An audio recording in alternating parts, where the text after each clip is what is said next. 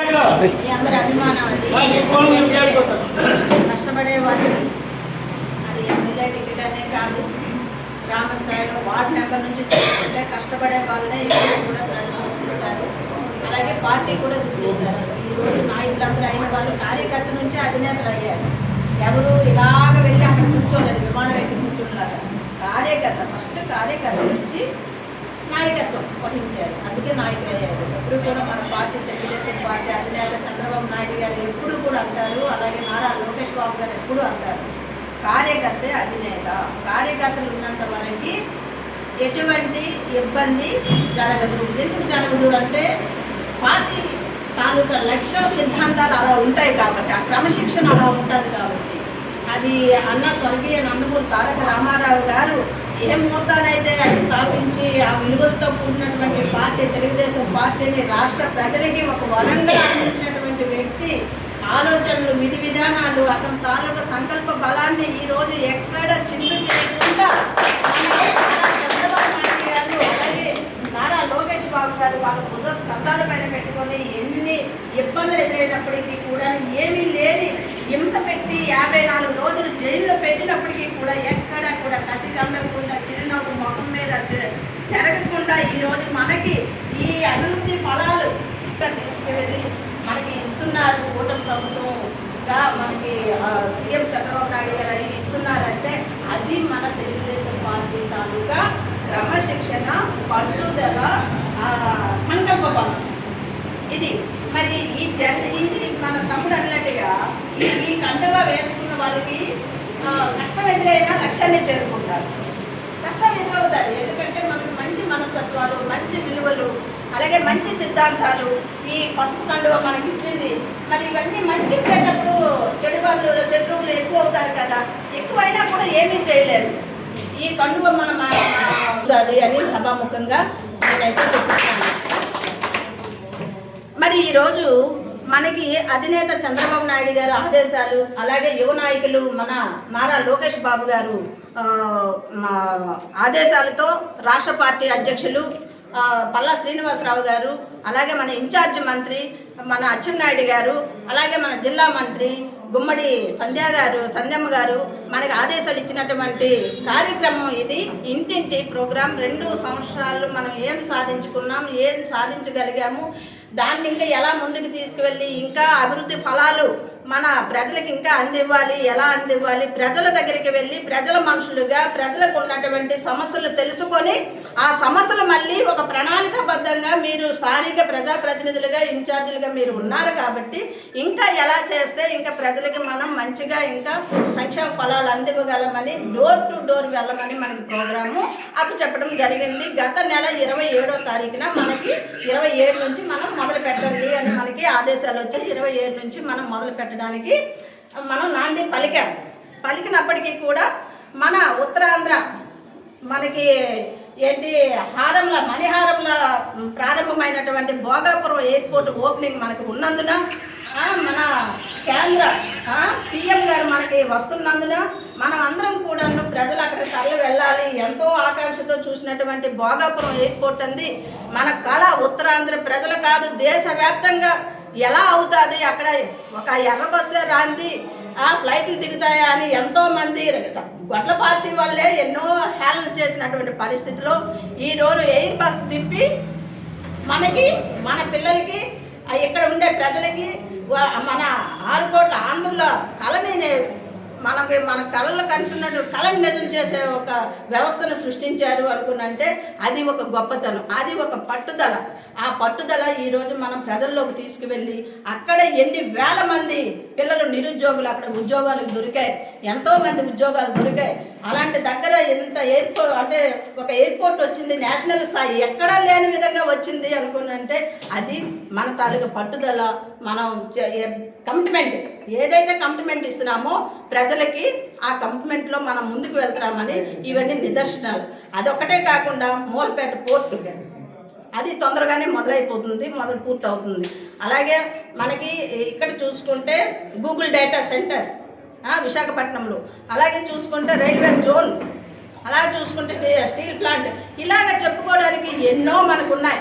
అంటే ఈరోజు సంక్షేమ ఫలాలే కాకుండా నిరుద్యోగ యువతకి ఉపాధి కల్పించే విధంగా ప్రణాళికలు రూపొందించుకొని నిరంతరం 24 గంటలు రోజుకైతే తండ్రి కొడుకులు ఎవరు నారా లోకేష్ బాబు గారు, మన సీఎం చంద్రబాబు నాయుడు గారు, అలాగే పవన్ కళ్యాణ్ గారు కూడా ముగ్గురు ఒకటై ఈరోజు ఆ సంక్షేమ ఫలాలు ఇవ్వడానికి నరేంద్ర మోదీ గారి దగ్గరికి వెళ్ళి ఏమి చెప్తున్నారు, ఎలా చెప్తున్నారు, అక్కడ నుంచి నిధులు తెచ్చి అభివృద్ధి, మహిళ, అలాగే యువకులు, అలాగే వృద్ధులకి పెన్షన్, ఉచిత బస్సు ప్రయాణం, యువకులకి ఉద్యోగాలు, చదువుకున్న వాళ్ళకి ఉద్యోగాలు, టీచర్ పోస్టులు, అలాగే పోలీసులకు పోలీసు ఉద్యోగాలు, అలాగే ఆరోగ్యపరంగా చూసుకుంటే నర్స్ పోస్టులు, ఇలాగ ఎన్ని తీశారు ఈ 2 సంవత్సరాల్లో అన్నది మనం చూసుకొని ప్రజల్లో తీసుకెళ్ళాల్సినటువంటి బాధ్యత మనందరి పైన ఉంది.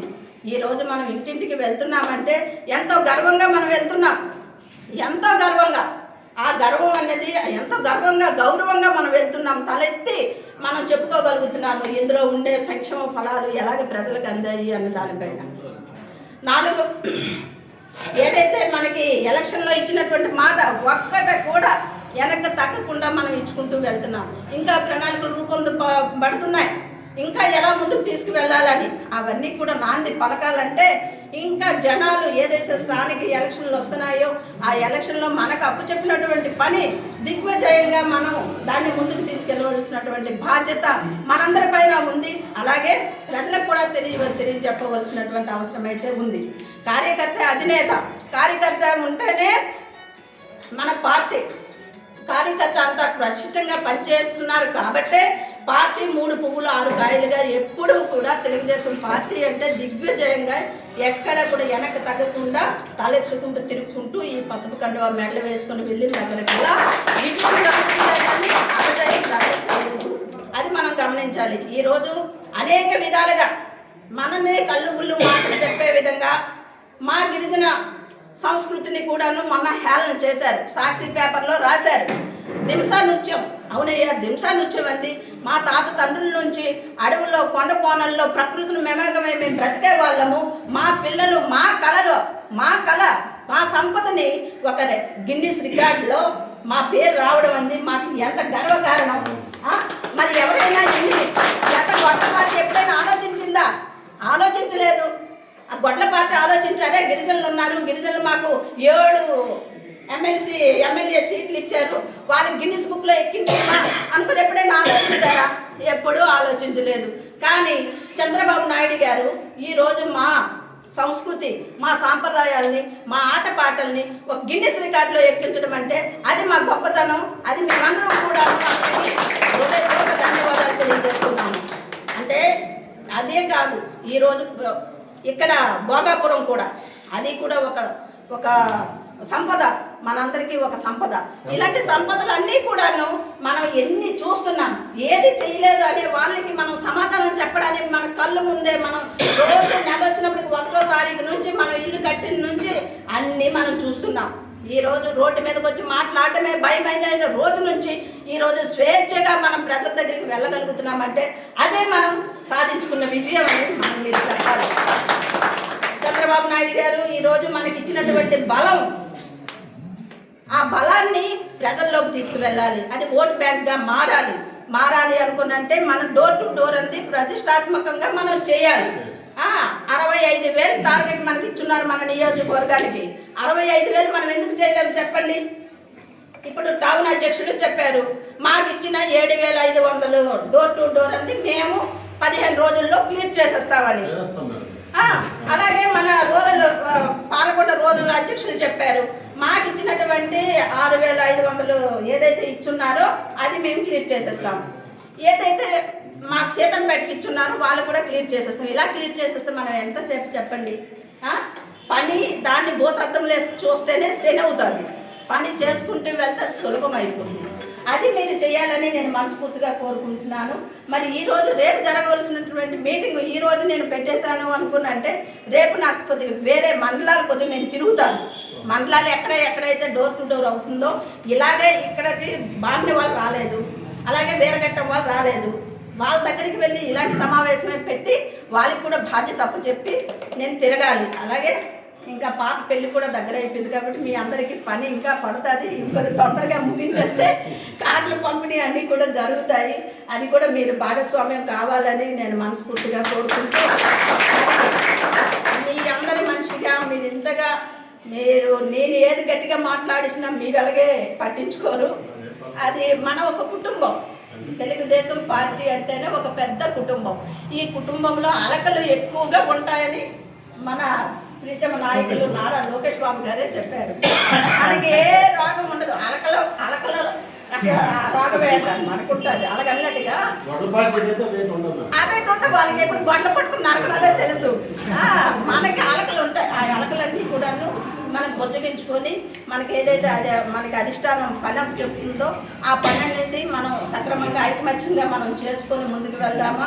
ఎప్పుడూ లేని పదవులు 63కి పార్లమెంట్లో ఇచ్చాం పదవులు. 63 పేర్లు ఎప్పుడైనా విన్నారా మీరు? 63కి పార్లమెంట్లో ఇచ్చాము. పాలకొండ నియోజకవర్గంలో, అలాగే నియోజకవర్గంలో, అలాగే మండల స్థాయిలో. అంటే క్యాస్ట్ వైజ్గా మనం ఎన్ని పదవులు ఇచ్చున్నామో చూడండి. అంటే వీళ్ళందరూ కూడాను వాళ్ళ కష్టాన్ని గుర్తించి నాయకులుగా తయారైన వాళ్ళు. వాళ్ళు కష్టపడ్డారు కాబట్టి ఆ కష్టం రిజల్ట్ చూసి వాళ్ళ సభ్యత్వం చేసేదాన్ని బట్టి, చేయించుకునే దాన్ని బట్టి, పని ప్రజల్లోకి వెళ్ళేదాన్ని బట్టి ఇవన్నీ కూడా పదవులు ఇవ్వడం జరుగుతుంది. దాన్ని అన్నింటినీ మీరు వినియోగించుకొని మనం ఒక గిఫ్ట్లా పాలకొండని మనం ఇవ్వాలి. మనదంతా ఏమీ లేదు. మనమందరం ఎవరు అంటే తెలుగుదేశం పార్టీలో కార్యకర్తలు. మీరందరూ కార్యకర్తలు, పెద్ద కార్యకర్తలు అంతే. దీంట్లో ఎవరు చిన్న పెద్ద అనుకోవడానికి లేదు. మీరు ఒక గంట వెనకలు ఇస్తారు, నేను ఒక గంట ముందులేగా అంతే. మీరు ఒక గంట తక్కువ చేసిన పని పర్వాలేదు, కానీ నేను గంట 2 గంటలు ఎక్కువైనా చేయాలి. ఆ టైము కమిట్మెంట్ నాలో గమనించారు కాబట్టి నాకు ఈ పని అప్పు చెప్పారు. అందుకు నేను అందరికీ తట్టి లేపుతాను, అలాగే బాధ్యతగా చెప్తాను. మనం ఏది అనుకున్నా పర్వాలేదు, పని మాత్రం జరగాలి. అది మీకు కోరుకుంటున్నాను.